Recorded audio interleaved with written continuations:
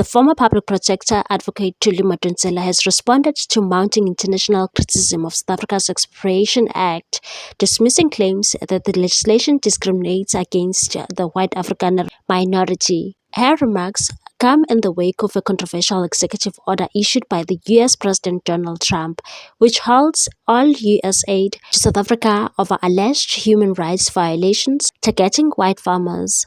The US has also extended a resettlement offer to Afrikaners, encouraging them to seek refugee status and relocate to America. Madonsela firmly rejected these assertions, clarifying that the Expropriation Act does not target any specific racial group, and said there is no law or action in South Africa that targets Afrikaners as a group. The Expropriation Act, which allows for property to be seized without compensation under certain conditions, has sparked anxiety among white landowners, particularly farmers. However, Madonsela emphasized that the law is intended to benefit all South Africans and includes safeguards to prevent government overreach, and said the new legislation actually strengthens protection against arbitrary state power compared to the 1975 law it replaces. Addressing concerns about compensation, Madonsela highlighted Section 12 of the Act, which permits nil compensation only in cases involving unused land, and said this process starts with negotiations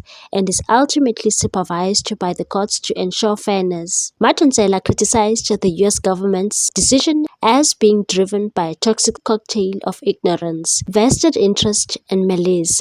She insisted that the act promotes transparency and fairness in land distribution while safeguarding the rights of landowners. Despite her reassurances, the legislation has remained a flashpoint on the global stage.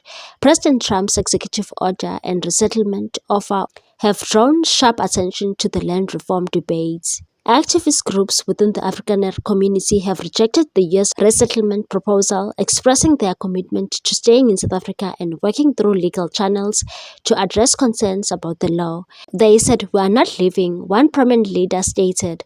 "We will work within our country's legal framework to resolve these challenges."